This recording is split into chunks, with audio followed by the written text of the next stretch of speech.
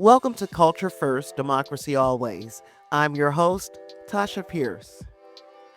I believe culture is the front line. It's where we make sense of our world and it's where our stories shape our futures. Every week, we'll dive into the movies, TV shows, and pop culture you love to talk about power, to talk about freedom, and the fight for democracy. We'll connect the dots from the screen to the streets with a little history, a little humor, and a whole lot of side eye. Because to understand what's happening in politics, you have to understand what's happening in our culture. My motto is simple: culture first, democracy always.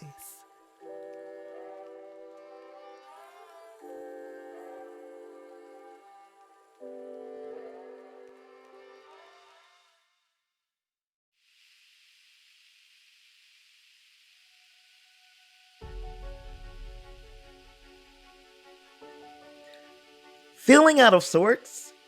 Is the world outside just a little too much?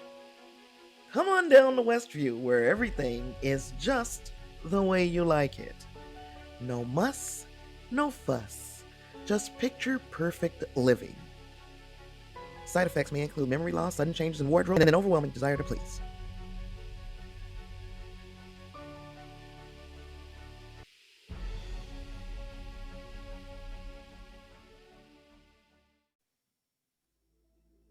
Welcome back, everyone. Welcome back. I know you know that ad that you just heard is totally fake, but it could have come straight out of WandaVision. Now, last week, we broke down the Hunger Games and how spectacle distracts and controls. If the Hunger Games is about control through fear, WandaVision is about control through comfort. The comforting illusion that everything is fine. Now, if you've seen it, you know the setup. Wanda, in her grief, creates a bubble called Westview. And at first, it feels safe. It's got laugh tracks, it's got black and white TV visuals, a beautiful pineapple upside down cake from your neighbors. But look closer, and it gets unsettling real quick. The most effective control isn't the kind that you fight against. It is the kind that convinces you to lock your own cage from the inside because the reality outside is just too painful. So, here's where we're going to go in this episode. First, we're going to look at how Wanda literally rewrites reality for Westview and how that mirrors real-world propaganda and political gaslighting. Second, we'll talk about how control often starts subtly. Small little rule changes, little shifts, until you're trapped without realizing it. Third, we're going to explore the intellectual and empathetic courage needed to break the illusion. We're going to discuss a dangerous concept known as the big lie. Finally, we'll pull back to the big lesson. Illusions are fragile, and truth always fights its way out. So grab your remote, y'all. We're tuning in.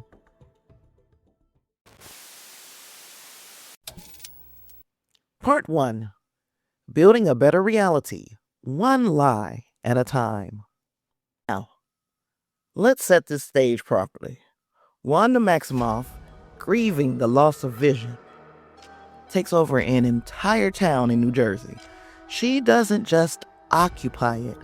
She literally rewrites its reality, forcing the town's residents to play characters in her ever-evolving sitcom life. They're trapped inside her illusion. They're made to play their parts. The housewives bake, the men mow lawns, the children ride their bikes, but it's all a performance, directed by Wanda's trauma. The really chilling part is the people trapped inside know on some internal level that something is profoundly wrong. We see these flashes of terrifying clarity, those glitches in the matrix. Remember when Dottie's perfect housewife smile shatters and she whispers, "For the children?" Or when Norm, during a brief moment of lucidity, begs Vision, "You have to stop her. She's in my head." Those aren't just sci-fi jump scares. They are cries for help from people whose consciousness has been hijacked. On the surface, this is high-concept Marvel fun, but underneath, it's a powerful metaphor for how authoritarian control works. Authoritarianism doesn't always roll in with tanks. It often starts by controlling the narrative, by creating a perfect world that justifies the loss of freedom.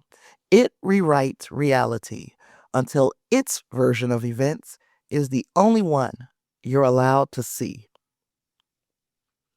This is a textbook case of political gaslighting. Now, gaslighting, for those who don't know, is a form of psychological manipulation where a person or a powerful system tries to make you doubt your own memory, your own perception, or even your sanity. They tell you what you saw with your own two eyes did not happen, or that your memory of an event is wrong. Wanda does this to an entire town. She forces them to live her lie, and anyone who questions it is either suppressed or ejected. Sound familiar? We see this playbook used constantly with this regime. Think about the attempts to rebrand the January 6th insurrection. We have elected officials calling a violent, deadly riot a normal tourist visit or a peaceful protest, directly contradicting the mountains of video evidence, sworn testimony, and judicial findings. That is a Westview level attempt to gaslight the entire country and control the historical story. Or even consider how certain political groups talk about critical race theory.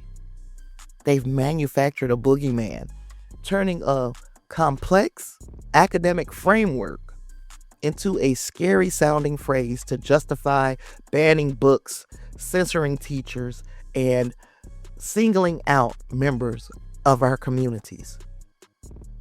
They create the illusion of a threat while they seize control over education. They're building a Westview in our schools, where an approved, sanitized version of history is the only one allowed. The goal is to make the illusion so total, so immersive, that questioning it feels crazy.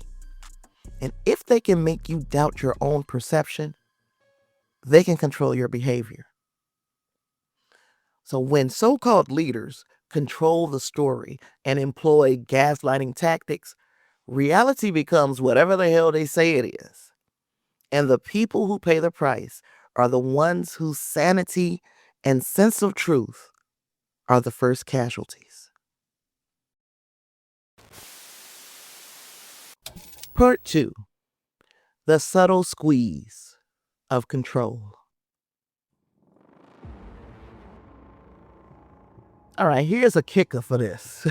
What makes WandaVision so brilliant is Wanda's control isn't violent at first. It's subtle. It's a laugh track smoothing over a moment of confusion. It's a friendly neighbor conveniently distracting someone who's asking too many questions. It's a little red haze over reality, and suddenly, freedom is gone without a single shot fired. That is how creeping authoritarianism works in the real world. It's rarely one big dramatic moment. It's a series of small, seemingly disconnected steps. A quiet executive order, that expands surveillance powers, a new law that adds hurdles to voting, framed as election integrity, a little bit of censorship on social media, justified as community safety.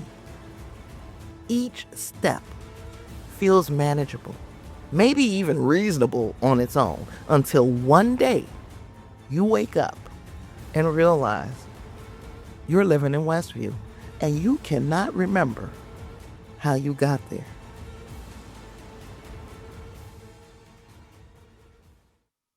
This is the difference between the brutal, obvious control we discussed last week in the Hunger Games and the soft, psychological control of WandaVision. Hard control is easy to spot, it's easy to resist. Soft control is insidious. Think about the slow erosion of reproductive rights over the decades. It wasn't one single action. It was hundreds of small, state-level restrictions, trapped laws, waiting periods, funding cuts that chipped away at access until a constitutional right was overturned. Each one was a small glitch, a minor inconvenience, until the whole system collapsed for millions. Or we always talk about social media algorithms around here.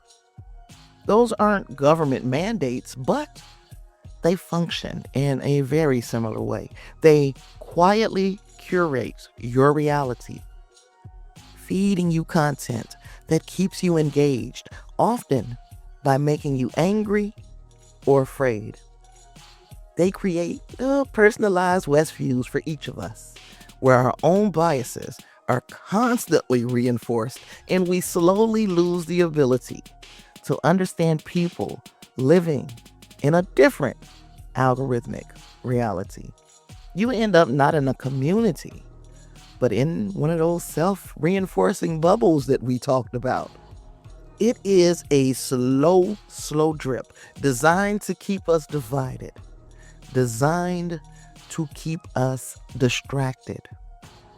And it is incredibly effective.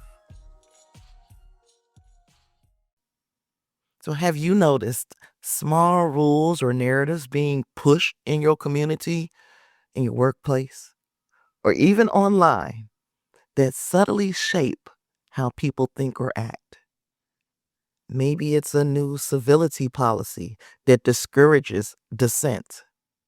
Maybe it's somebody telling you how you have to mourn a divisive public figure. Or maybe it's the way a local news story gets framed to protect other powerful figures. So share your examples of these types of things in the comments or send me a message, because you know I'd love to hear your stories. And look, here's the truth. Learning how to spot these small shifts is how we keep from getting fully trapped in the illusion. Part 3. The light that breaks the illusion. So, when we find ourselves in Westview, how do we break free? Well, in WandaVision, the first crack in the facade comes from within. It's Vision. He starts to notice the glitches, the inconsistencies. He talks to his co-worker, I think it was Norm, and breaks him out of the trance. He pushes back against Wanda, questioning the morality of what she's doing. His resistance isn't a violent uprising. It's an act of intellectual courage. It's an act of love. And once he starts asking questions, other people start waking up too. This intellectual courage is the first thing that authoritarian systems try to eliminate.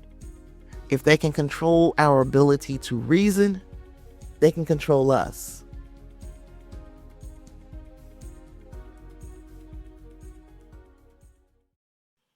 This brings us to one of the most dangerous concepts in an authoritarian playbook: the big lie.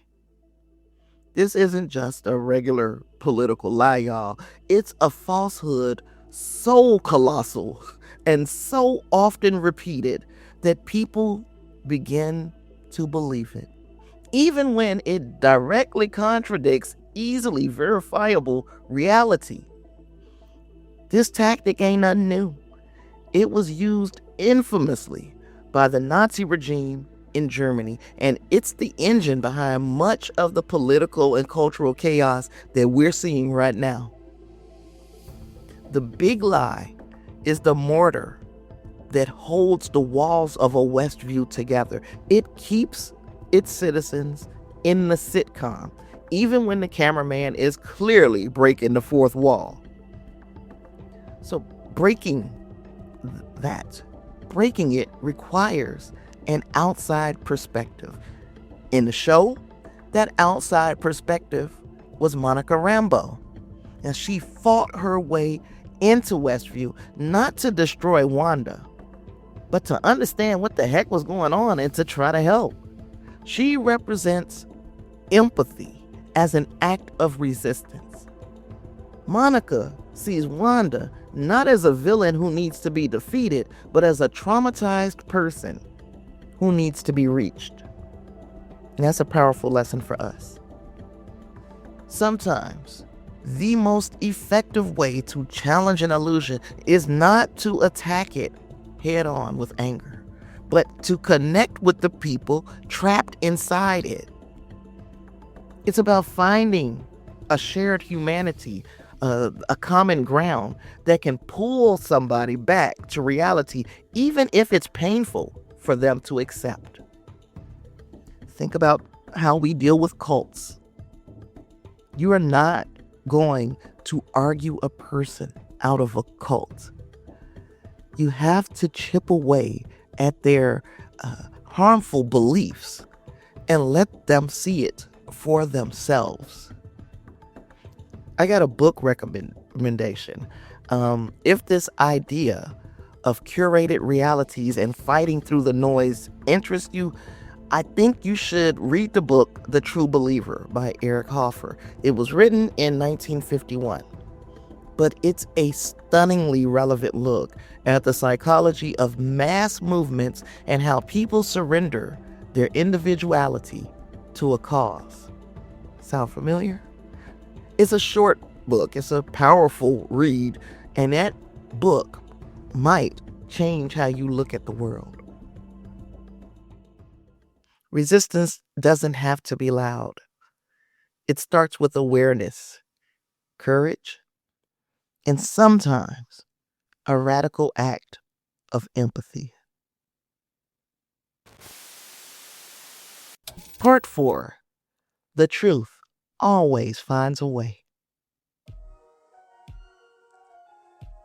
So, what's the ultimate lesson we can take from WandaVision? Well, it's simple. Illusions are fragile. They require constant energy to maintain, and eventually, reality always bleeds through.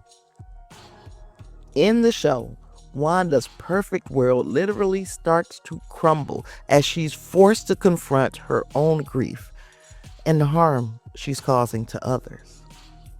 Her refusal to face the truth was creating a political prison.